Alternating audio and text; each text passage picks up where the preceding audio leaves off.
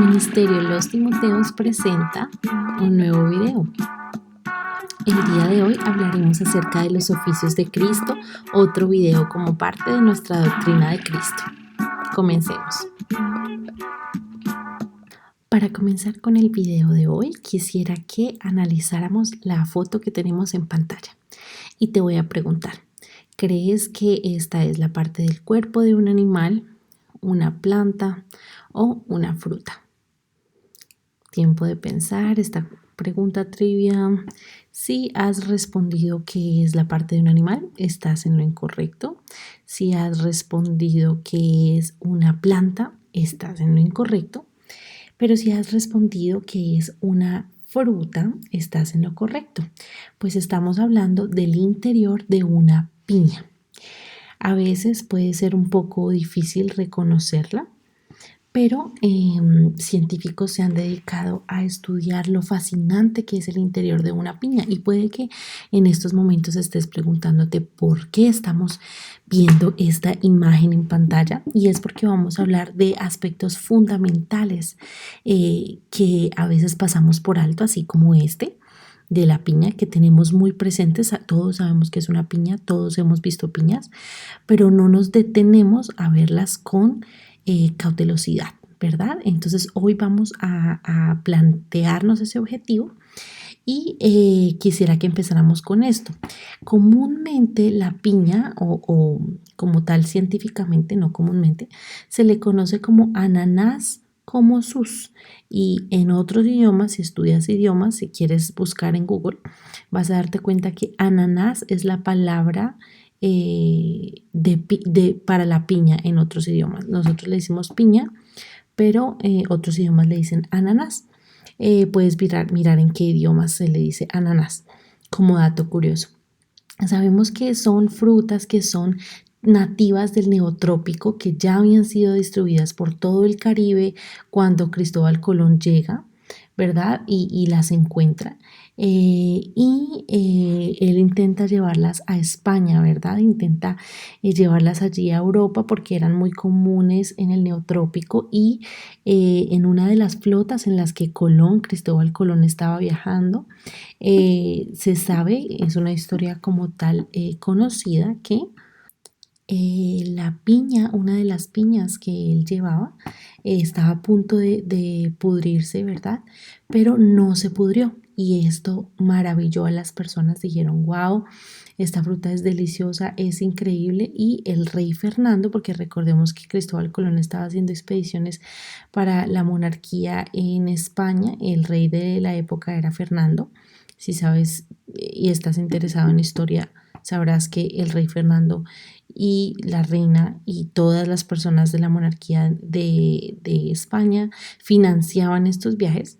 Pero apenas probó el rey Fernando la fruta, la piña, la declaró como su fruta favorita y se convirtió en el mejor manjar para la realeza, para la aristocracia, para la gente importante, ¿verdad? Primero que todo en España, pero luego se expandió a toda Europa y finalmente a Norteamérica. Entonces hubo un realce de industrias, muchísimas personas que decidieron dedicarse a cultivar piñas para que los ricos, la gente que tenía dinero, las exhibieran en sus mansiones. Y fue muy interesante porque no sé si has visto la brand, la marca Dole, que es la que se reconoce por tener un logo como azul con amarillo y rojo, Dole.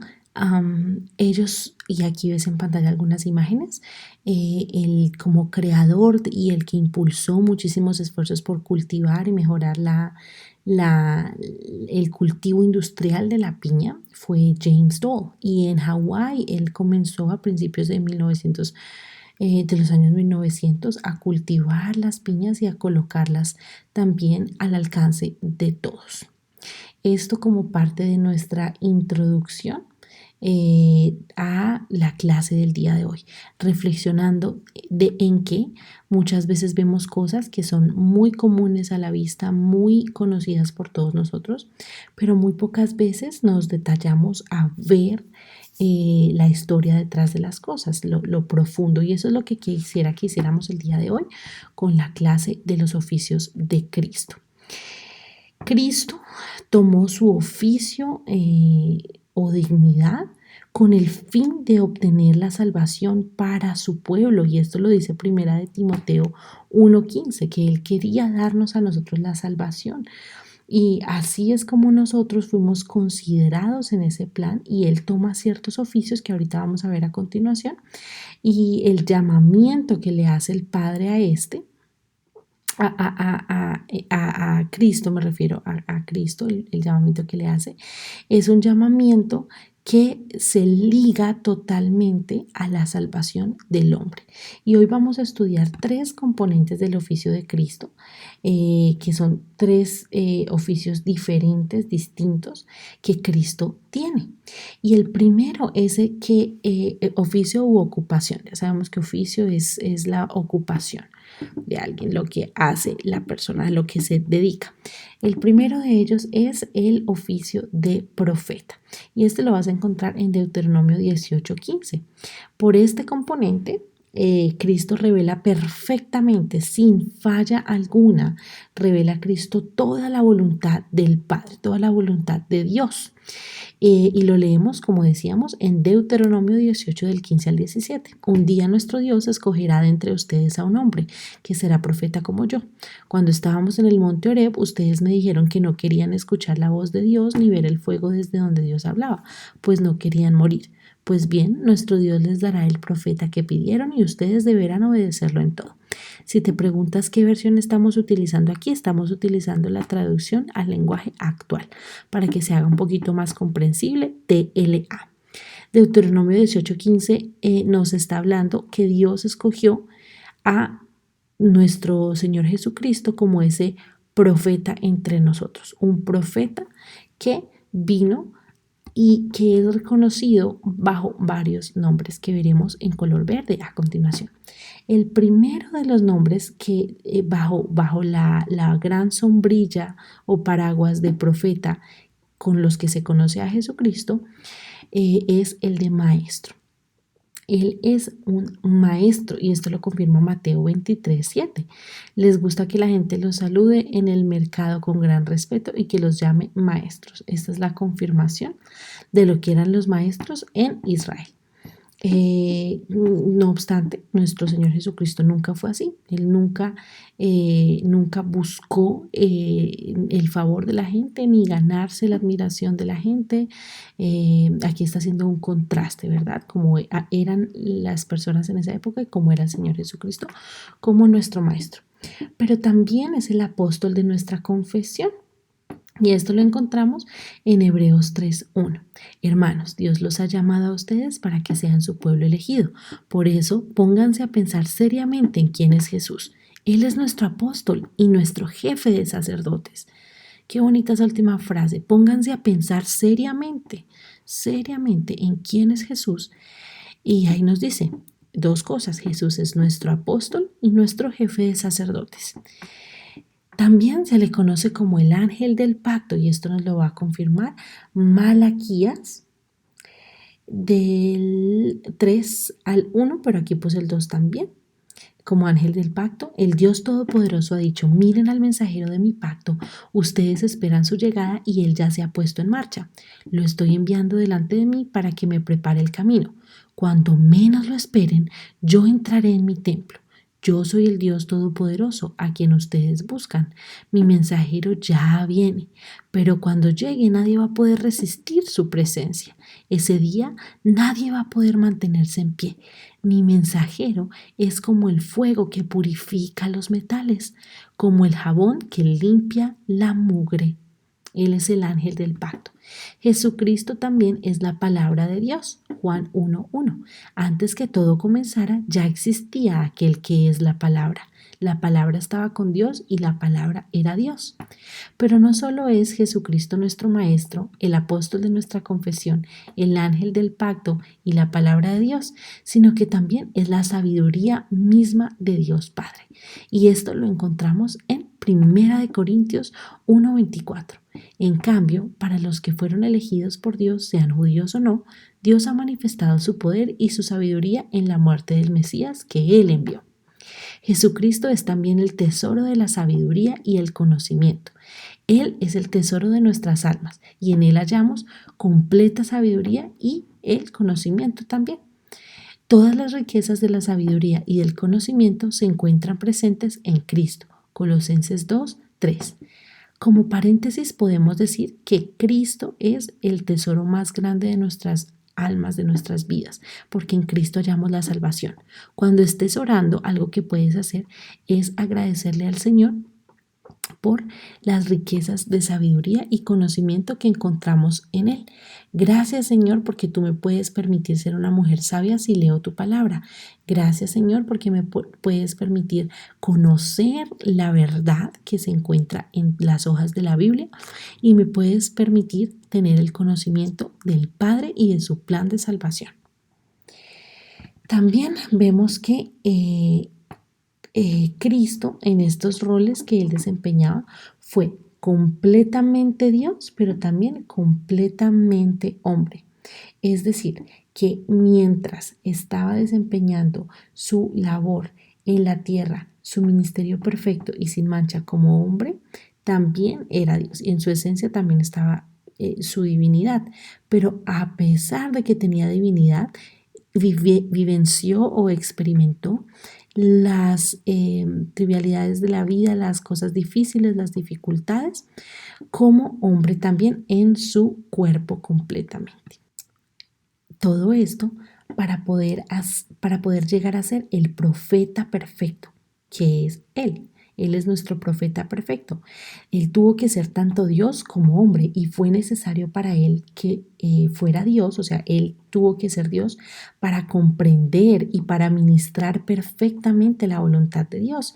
Esto nos habla de que, y esto lo vamos a confirmar ahorita con unos versículos, de que Jesucristo tenía que ser Dios, por eso no abandonó su divinidad, porque al ser Dios, pero también viniendo en un cuerpo humano, pero al ser Dios, así podía comprender y ministrar de forma perfecta la voluntad del Padre. Sabemos que la Trinidad es un concepto que a veces nos cuesta comprender, pero que es una realidad que aceptamos en humildad y en admiración, que Dios, siendo Padre, siendo espíritu en el sentido de que no lo podíamos tocar, ¿sí? Vino como hombre a experimentar necesidad y angustia, hambre y sed como hombre completamente para poder cumplir el propósito eterno que tenía con nosotros. Juan 1:18 nos habla de esto. Dios nos dio a conocer sus leyes por medio de Moisés, pero por medio de Jesucristo nos hizo conocer ¿qué? El amor y la verdad. Nadie ha visto a Dios jamás, pero el Hijo único que está más cerca del Padre y que es Dios mismo, ahí nos dice que Jesús es Dios mismo, nos ha enseñado cómo es Él. Gracias a lo que el Hijo de Dios es, hemos recibido muchas bendiciones. Qué bonito versículo. Gracias a lo que el Hijo de Dios es, hemos recibido muchas bendiciones. Y si no hubiese sido hombre, sabemos que no podría haber declarado adecuadamente la voluntad a los hombres por medio de su persona. Es decir, él no hubiéramos podido comprender el plan que tenía Jesucristo, que tenía el Padre, la voluntad que él tenía, si no hubiéramos tenido a alguien en carne y hueso como Jesucristo. Juan 3:13 dice, nadie ha subido al cielo sino solamente el que bajó de allí, es decir, yo, el Hijo del Hombre. Jesucristo se conoce como Hijo del Hombre a lo largo de la Biblia. También tenemos 2 Corintios 2:11 que nos habla de esta verdad. Así Satanás no se aprovechará de nosotros. Ya conocemos sus malas intenciones. Y Hebreos 1:1. Hace mucho tiempo los profetas comunicaron el mensaje de Dios a nuestros antepasados. Lo hicieron muchas veces y de muchas maneras. Los profetas estaban comunicando la llegada de un Mesías, pero entonces ellos no sabían que el Mesías estaba entre ellos mismos. Cuando llegó Jesucristo, ellos imaginaban que era otra persona la que vendría, no que era Jesucristo el Mesías, porque Jesucristo siempre se caracterizó por tener una actitud humilde, por predicar todas las cosas que iban en contra de lo que nuestro corazón querría, como por ejemplo cometer pecados contra Él. A los hombres les dijo no cometan adulterio, a las mujeres les dijo que andaran en sumisión, que pusiéramos la otra mejilla. Nos dijo muchísimas verdades que iban en contra de lo que nosotros muchas veces podemos llegar a desear. Y el pueblo de Israel estaba buscando un libertador, alguien que fuera rebelde, alguien que se rebelara contra las injusticias del imperio romano, pero Jesucristo no hizo eso. Por eso es que este versículo dice que los profetas llevaban anunciando de muchas veces y de muchas maneras la llegada de Jesucristo, pero ya como vimos en el primer punto, él llegó como profeta. Pero no solamente el primer oficio de Jesucristo es de profeta, sino también de sacerdote. Jesucristo como sacerdote. Este es el segundo oficio de Jesucristo. Su sacerdocio es según el orden de Melquisedec, como dice Hebreos 7:17. Hace mucho tiempo acerca de él, dice la Biblia, tú eres sacerdote para siempre, como lo fue Melquisedec. Los profetas comunicaron el mensaje de Dios a nuestros antepasados. Lo hicieron muchas veces y de muchas maneras. Sabemos que Él es nuestro profeta, ahora estamos viendo que es nuestro sacerdote. Y por tanto, como es nuestro sacerdote, Él es indestructible porque Él no tiene fin, ¿verdad? Él es indestructible. Hebreos 7:16 dice, es diferente porque no fue elegido por ser miembro de una familia determinada. Recordemos que los sacerdotes en la época de pre-Jesucristo, en la época del pueblo de Israel, ¿verdad? En el desierto y cuando se empezó a instituir el reino o el imperio, me refiero, una forma de gobierno organizada. No, o sea, los sacerdotes llegaban a ser sacerdotes por una familia. Entonces decían, ok, si tienes este apellido y si eres de la tribu levital, eres ahora parte de los que por sangre pueden ser sacerdotes. Pero aquí Hebreos 7:16 nos dice que no fue por ser elegido, miembro de una familia determinada, sino porque Él vive para siempre, Él es indestructible. También sabemos que Él es estable y perfecto. Qué hermosa manera de describirle, estable y perfecto. Y esto Hebreos 7:18 nos lo dice. Así que la ley de Moisés ha quedado anulada porque resultó inútil. Esta ley no pudo hacer perfecta a la gente. Por eso ahora esperamos confiadamente que Dios nos dé algo mucho mejor. Y eso nos permite que seamos sus amigos. Qué bonito. El que estemos esperando algo mucho mejor quiere decir que ahora podemos ser llamados amigos, podemos ser llamados hijos de Dios. No solo esto, sino que también vemos que Él es eterno, como ese sacerdote, es un sacerdote eterno. Y Hebreos 7:14 nos va a hablar de esto. Ese sacerdote tan distinto del cual estamos hablando es nuestro Señor Jesucristo. Como todos sabemos, Él no descendía de la familia de Aarón, sino de la de Judá. La ley de Moisés dice que de esa familia nadie puede ser sacerdote y nunca un sacerdote ha salido de ella. Pero nuestro Señor Jesucristo de la tribu de Judá fue nuestro sacerdote, que dejó ningún lugar para otros, no dejó lugar para otros, ¿verdad? Y esto lo dice Hebreos 7:24-25, no hubo otro sacerdote como Cristo. Pero como Jesús no morirá jamás, no necesita pasarle a ningún otro el oficio de sacerdote. Cuando los sacerdotes morían, se lo dejaban a sus hijos y así sucesivamente. Jesús puede salvar para siempre. Él no necesita hacer esto. Él puede salvar para siempre a los que por medio de Él quieren ser amigos de Dios. Si una persona quiere ser amiga de Dios, Jesucristo la puede salvar a través de su sangre, pues vive eternamente y siempre estará pidiendo a Dios por ellos. Qué hermoso versículo. Él siempre estará pidiendo a Dios por ellos.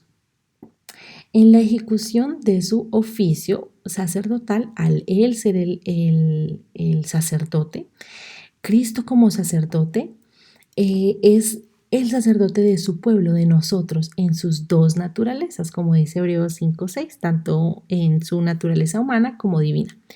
Él fue el sacrificio principalmente en su naturaleza humana, pues las escrituras dicen que su sacrificio se debía a su cuerpo y a su sangre. Y esto lo sabemos por Colosenses 1 del versículo 20 al 22. Sin embargo, este sacrificio llegó a ser eficaz, el sacrificio de la cruz de Cristo, debido a la naturaleza divina como hijo de Dios, como hijo del Dios mismo. Entonces sabemos que la razón por la que Cristo como sacerdote tenía que ser tanto Dios como hombre es porque si él no fuese hombre, él no podría haber hecho expiación para los hombres. Pero si no fuera Dios, el sacrificio no habría sido suficiente. Repitamos esta frase. Si no fuese hombre, o si no hubiera sido hombre, Jesús, él no podría haber hecho expiación para los hombres. Si él no hubiera sido un hombre, no podía como identificarse con nosotros y hacer un sacrificio por nosotros siendo hombre para que fuera igual o a la par humanamente de nosotros. Y si no fuese Dios, el sacrificio no habría sido suficiente porque los estándares de Dios son más altos que los de cualquier ser humano. Entonces él tenía que ser tanto ser humano como Dios. Qué hermosa reflexión esta. Y que Jesús, el hecho de que Jesús pudiera balancear estos dos roles es impresionante. No nos cabe en la cabeza que siendo Dios en su plena personalidad pudiera ser también impersonificado como hombre totalmente. No solo esto, sino que hemos visto que el primer rol o oficio de Cristo es como profeta, pero también como sacerdote, pero acabamos de ver aquí una pequeña prevista de Jesucristo como nuestro rey. Él tiene el oficio de rey. Su reino también es llamado el reino de Dios, el reino de paz, el reino de gloria, el reino de luz, el reino de los cielos y el mundo venidero. En su reino, el gobierno de Cristo es su poder para poder administrar con fuerza y con autoridad el mundo, todas las cosas que le pertenecen a la salvación de los hombres. Y esto lo encontramos en el Salmo 2:6. Los amenaza diciendo, ya elegí al rey que gobernará desde el monte de Sión, que es mi montaña santa. Y Daniel 2:44. Sin embargo, en esos días el Dios del cielo enviará un rey que reinará para siempre y al que nadie podrá vencer. Al contrario, será él quien destruya a los otros reinos. Esto nos habla de que el gobierno de Cristo estará sobre todos los hombres, sobre todos y absolutamente cada uno de los hombres. Y ese hombre recibió honra y poder para reinar sobre todo el mundo. Pude ver que le obedecían todos los pueblos y naciones. Su poder será siempre el mismo y nunca tendrá fin, y su reino jamás será destruido. Pero no solo esto, sino que no solo para mostrar su poder y administrar todas las cosas con respecto a la salvación del hombre, ser soberano, y no solamente estar sobre todos los hombres, sino también ejercer un poder sobre todas, absolutamente todas las criaturas, porque Él gobierna el mundo, Él está en control de todas las cosas. Hablaba el otro día con alguien y hablábamos de que todas las cosas tienen un límite que Dios les ha colocado. Incluso la maldad de este mundo tiene un límite. Incluso los mares de este mundo tienen un límite que Dios trazó. Porque me decía algún día alguien, ¿por qué los osos no están cruzando la calle al frente de tu casa? Porque un león no está en tu apartamento o en tu casa, porque Dios les ha trazado un límite, una línea. Él tiene el poder sobre todas las criaturas, sobre las plantas, sobre las flores, sobre los animales, sobre los seres humanos, sobre la maldad del hombre, sobre todos los eventos y acontecimientos que vemos hoy en día, que pasaron y que pasarán. Efesios 1:21 del 22 dice, con ese mismo poder Dios le dio a Cristo dominio sobre todos los espíritus que tienen poder y autoridad y sobre todo lo que existe en este mundo y en el nuevo que vendrá.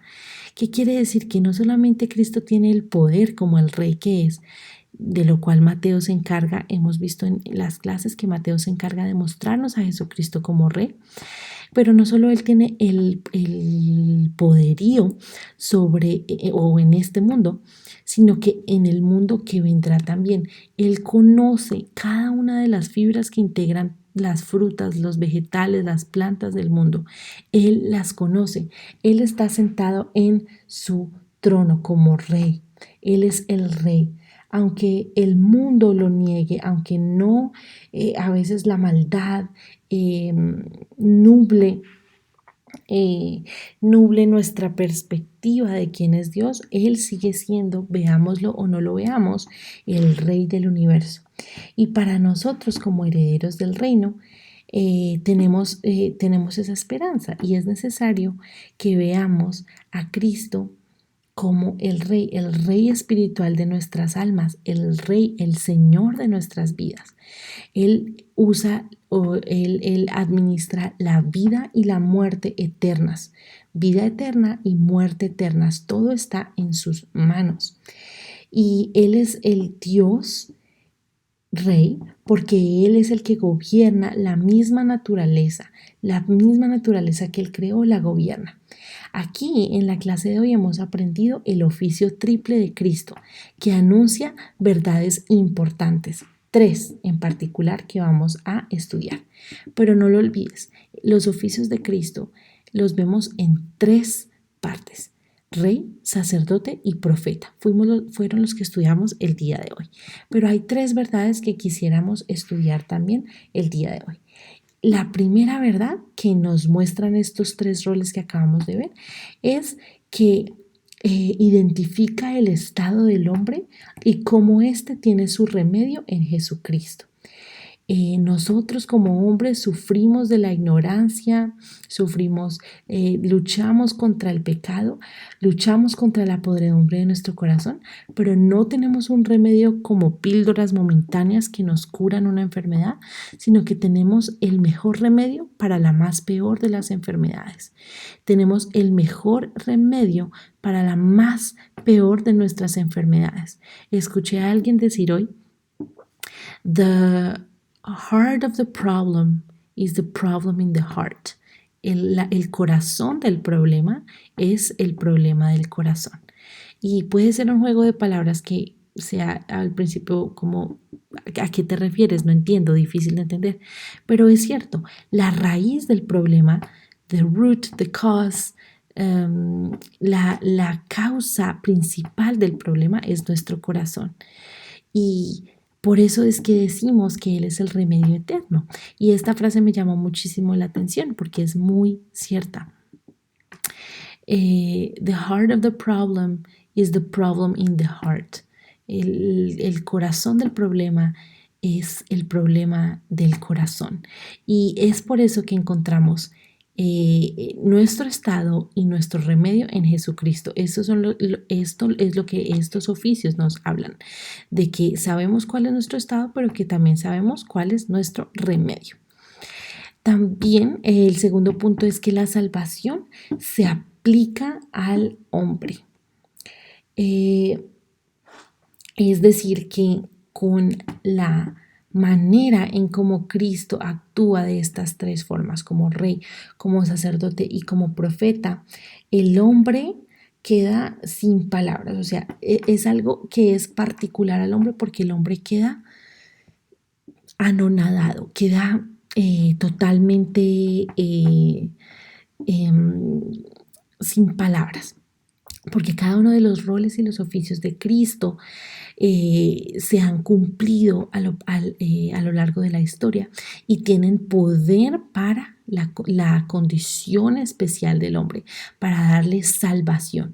Y por eso se aplica a nosotros, porque las plantas, los animales, las flores no pueden ser salvados. Se aplica al hombre. El hombre puede ver a Cristo como rey, como sacerdote y como profeta. Se aplica al hombre. Este es el segundo punto, se aplica al hombre. Pero de igual manera vemos que el oficio triple de Cristo muestra que la salvación es cumplida por Cristo. es Cristo el que primero enseñó a otros la voluntad de Dios y entonces se ofreció a sí mismo y finalmente entró a gobernar en su reino. Recordemos, el estado del hombre y su remedio en Cristo nos es mostrado con estos tres roles. La salvación se aplica al hombre, nos es mostrado con estos tres roles, y la salvación es cumplida por Cristo, nos es mostrada con estos tres oficios. Gracias damos a Dios por Cristo. Gracias damos porque con los roles de rey, de profeta, de sacerdote, nos dejó enteramente maravillados. Porque encontramos nuestro remedio en Jesucristo. Porque la salvación se aplica a nosotros y porque la salvación fue cumplida por Cristo. Todo fue consumado en Él, porque Él es nuestro Rey, porque Él reina con poder. Le agradecemos porque Él es indestructible, porque Él es eterno, porque su reinado le quita el lugar a cualquier otro. Nadie puede llegar a ser como Él y nadie está tan al nivel de Cristo ni nunca lo va a poder estar. Y por eso damos gracias, porque como hemos visto en sus dos naturalezas, en su naturaleza full y completa como en su divinidad y en su humanidad, logró el sacrificio perfecto, pero también logró conectar con el hombre como sacerdote. Y estudiamos que si él no hubiera sido hombre, Él no hubiera podido hacer expiación para nosotros como hombres, pero se hizo igual a nosotros para que el sacrificio fuera aplicable, fuera concebible por nuestra mente humana. Y también lo vimos como Dios, porque si no hubiera sido de esta manera, si no hubiera sido Dios, el sacrificio no hubiera sido suficiente. Lo vimos como sacerdote, lo vimos como indestructible, como eterno, estable y perfecto, que tiene poder, pero también lo vimos como profeta, como ese maestro de nuestras almas, como el que nos ayuda, como el que es el apóstol de nuestra confesión, el ángel del pacto, la palabra de Dios, la sabiduría misma de Dios. Él es el tesoro de la sabiduría y del conocimiento. Por eso damos gracias a Dios por Cristo, por estos tres roles que hemos aprendido hoy. Y en la oración que vamos a hacer a continuación le vamos a pedir a Dios que nos ayude a ver la dignidad y la belleza de Cristo en nuestro diario vivir, en nuestra manera de vivir, en una planta, en las nubes, en las flores, en los animales. Que veamos la belleza que hay alrededor de nosotros, pero que más que alrededor de nosotros, que le veamos a Él directamente, sus atributos que hemos estado estudiando, que estoy segura que has sido testigo de ellos en tu vida. Él es digno de nuestra adoración y de nuestra alabanza. Amén.